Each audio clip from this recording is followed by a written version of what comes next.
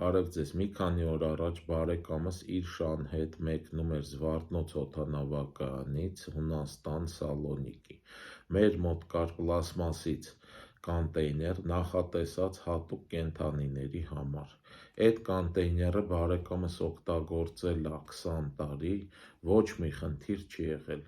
Այս անգամ Զվարթնոց օդանավակայանում մեզ ասեցին, որ պլաստմասից կոնտեյներ օգտագործել չի կարելի ու պետք է լինի փափուկ կոնտեյներ, սպարծիվնի սումկաների նման։ Թռիչքին մնում էր 40 րոպե,